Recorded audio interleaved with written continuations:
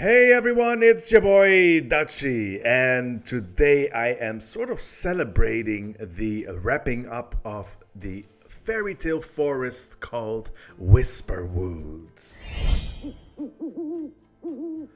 Now, this has been in the making for about 6 months, but I sort of started hitting my stride only in the last 4 weeks. And it's nowhere near as dense and foresty as I would really like it to be. I think one of the main reasons there is that the paths they only they only go so narrow, so that's a bit of a shame. But other than that, I am very much happy with how it turned out. I think it's a lovely area. If you look at the scale of the entire park, let's say I plan to sort of fill the entire, sandy area, then, it's about a quarter maybe of the park. And that somehow feels appropriate to me. So without further ado, why don't I just sort of walk you through it a bit? There is a total of 7 fairy tales. So coming from Moonstone Square, Moonstone Plaza, Moonstone Square, I haven't made up my mind on that one. Moonstone Court. What am I saying? I already have a name. Moonstone Court. Going from there, you would then sort of enter the forest, and you're greeted by these enormous flower-like lamps, which I really like, actually. I wish I could do a better job on the stem and the leaves, but we don't really have good stuff to work with, in my opinion, and I don't want to turn these lamps into 500-piece objects. So, naturally, I reckon you would either go to the left or to the right. Let's go to the left. First fairy tale will be this one here. It actually still needs a little bit of dressing up now that I look at it. It's a bit bare bones, but that's a sleeping dragon. Not much else going on there, but I figured this would be lovely for children to be looking at. Then, as you move on, and this is really nice, I think, that the little monorail is just always sort of there, sort of guiding you throughout the whole thing. What else? Let's go. So then you go down the path. There's a lovely little corner here where you can just plop down and rest your bones. And other than that, you would just be gazing at Mother Nature, right? It's just very densely planted, not too flowery, but I still wanted some flowers. I just didn't want this to look too much like a garden. Surprisingly difficult to do, by the way. We really don't have enough bushes in Planet Coaster. Where are we going? Right? No, we're going straight ahead first. Another little sitting area. I can't get enough of those, can you? And I just like sometimes having this type of tree in the middle of the path. It just sort of hopefully sells the idea that you really are in a forest. I'm not too sure yet, but I think it does a good job. Moving on. Then there's this fairy tale. Let me just turn on the flashlight, which is the Sirens of Gibraltar. That one's already visible on my channel. And that was really, I think, my favorite fairy tale to work on. All of the fairy tales are my own. I didn't take any of the existing ones that you could find in Efteling or any of the other European, mostly, parks.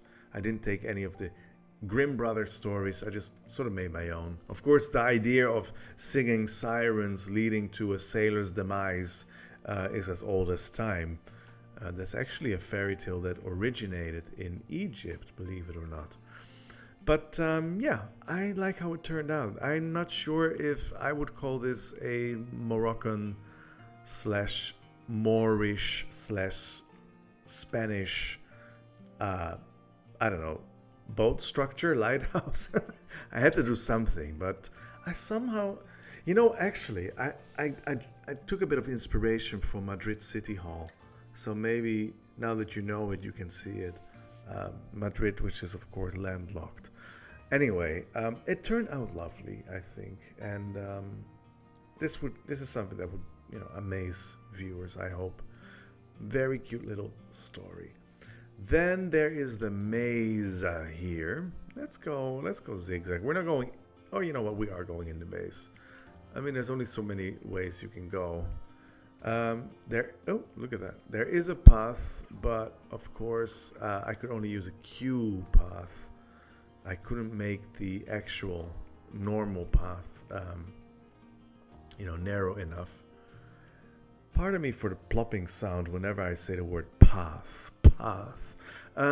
Let's see. Eventually, you either get eaten by a minotaur or you actually make your way out.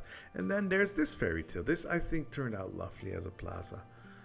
It's the, I don't know, the book that writes itself or something. I would really like to add a sort of a goose feather pen that is etching from left to right on the pages, but I haven't found a way to do that with the moving platforms. Still, I really do like it. It's a fun little plaza where you can just sit down and enjoy the ride going over your head. It's a very peaceful, I think, scenario. And the frogs that randomly spit water. It's just, I think it's a really nice area to just sort of cool down. I think I would like to be here. So I'm really happy with that.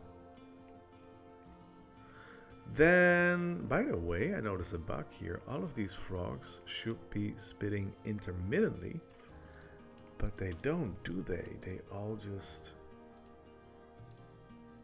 I think that's how it was. Every 10 seconds. I swear to God, it wasn't like that. Anyway, order has been restored. So, I think it's a lovely little thing here. Twinkle's Fabulous Tales Volume 10 by Twinkle. There we go.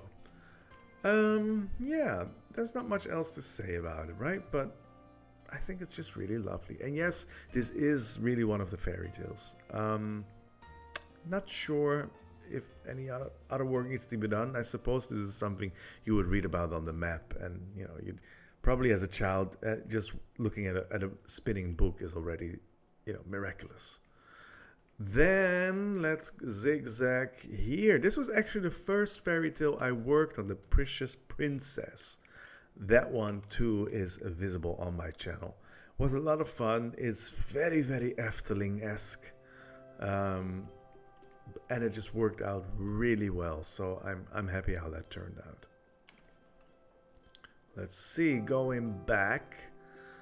There's, let's go past the maze. We turn to the right.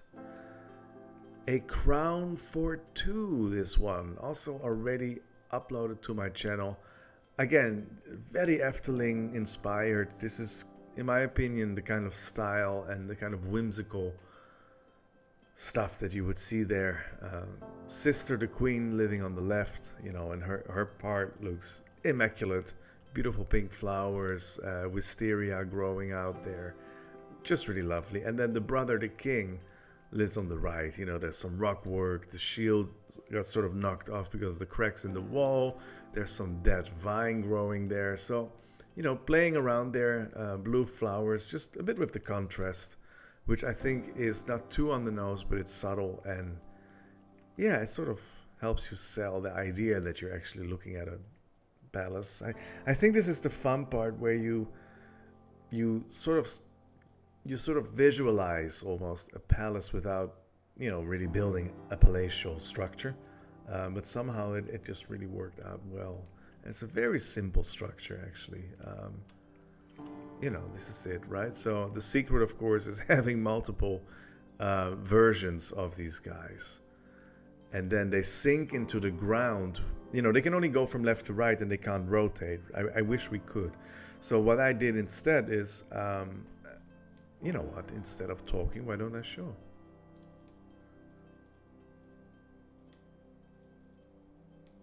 Something should have happened. Oh, there we are. So yeah, it goes there, right? It goes past.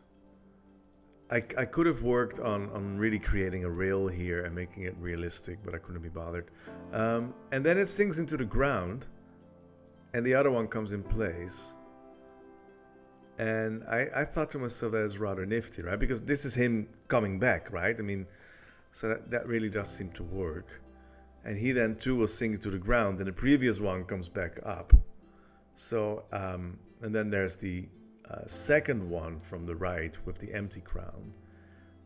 And then the second one from the left is, that's sort of the plot, right? Behind the fairy tale is that that hand card with all the patisseries and the birth certificate that shows that the sister was actually born 10 minutes earlier than her twin brother. So she would actually be factually the only reigning monarch, but she hid that from him. And when he learned about that, he of course immediately made sure that the crown would return to his sister, and then both of them would share that crown by having it, carried from brother to sister and sister to brother every day. So yeah, that's how it works. Just a little glimpse behind the scenes. Just very happy how it turned out. And again, I think it's lovely to constantly, you might say that it sort of breaks the immersion, having that ride over your head. But it is just so much fun to actually view these tales and the forest from above. And I don't know, it just adds some dynamic, I guess. Then there's one that is officially done, the cuckoo clock. That was a really fun thing to build, by the way. Only possible with that, by scaling the pieces as tiny as possible. So that was just, it was really fun to make this. And the idea here would be, and I may implement it, I may not. But the idea here is that the little bird that would come out every hour got sick and tired of, saying cuckoo every hour. So he flew out and he escaped. And then the idea is that you would hear the cuckoo, his call, his chirp, whatever you want to call it, throughout the forest. And that is, I think, great fun, because when you enter the forest, you may not have known about this fairy tale, but you hear left and right, and in the distance you hear this cuckoo sound. And then when you get here, you realize that all this time it was the little bird that escaped and lives a happy, free life in the forest. So it's sort of an anti-fairy tale in a way. I mean, the tale has been told before you actually got to the scene. So yeah, I really enjoyed it. I don't know how I came up with it. Desperation, I guess. Then this is where you would sort of leave the forest. I think, I don't know yet what's going to come over there. That's why I haven't planted any trees here. Planted is a big word. This is why I haven't plopped any trees or foliage here, because I just don't quite know what I'm going to do next. But let's see. There is the Whisper route, which is a very simple station. I like to keep it that way. You may notice that this is the only part in the forest that has a sort of more of a lawn feeling. I didn't want this to be overgrown with foliage. I just wanted this to look a little cleaner, and I think that works well. Maybe also as a transition to whatever area comes next. If, however, once the land beyond the forest is going to be in place, then I may still decide to plop lots of bushes here, but we'll see. I think it works out really well, and it's a lovely station, isn't it? Simple, to the point. Somehow, did my best to sort of, draw not too much attention to these horrible fences, those gates. But yeah, overall, I think it worked out fine. And it's just simple. But hey, it does the trick. Then there is, I think this is the last fairy tale, right? Number 7. And arguably the scariest one. So my idea would be, or actually the only scary one, my idea would be to have this only play after 6 o'clock. So basically nighttime, the idea here that children have left the park. Because yeah, it's it's a ruin. There will be a clock, a bell that you just that sounds, and then very ominous blue light. Actually, I can show you right here. Hold on, nighttime. Yeah, there we are. So it's very obviously inspired by Danse Macabre, right? And pretty much any Halloween park in the history of theme parks. But yeah, the purple, blue, and green hues are frightening alone, and the idea then would be that these what do you call them, monks, are going from left to right. There's a reason, by the way, why they differ in size. Actually, I can show you. There's not much else going on. If I can find it. There we are. So you have to imagine a lot of narration and sound effects, right? And then at some point, the monks who still haunt the monastery or something like that. Yeah, it's not done yet. But I do like how it turned out, It's just so different from the rest of all the other fairy tales. It's really hard right now to create a convincing ruin. We only have so many pieces, so I hope it somehow sells the illusion. I don't think it's great, but yeah, you work with what you got, and it's just, yeah, I think it's a lovely scene. I really like it. This is probably my favorite because I love, this is the one thing, I'm rambling, am I not? I like everything that's sort of Halloween related, and it's the one thing I wish we would take back, as Halloween originated here, and I think as a continent we could do a better job. But discourse aside, it's just one of my favorite things, right? The scary with a wink that is Halloween, and well, this is just my little tribute to that. So probably my favorite part. And then you sort of leave the park, the forest, and you're on your merry way. One thing that I really paid attention to is making sure that it's not just a flat forest. So instead, all the paths, they sort of bend, they curve, they go up and down, they're slopey. It just really gives you more of a feeling of I am in a natural environment rather than something extremely manicured and planted. It's even the same for, let's say, the maze. The maze, actually, this is the top, and anything there, you're actually going down as well. So not only do you have to find your way, you also have to sort of fight the different levels of elevation. Long story short, I think it turned out well, and yeah, this is now done. I actually quite can't believe it.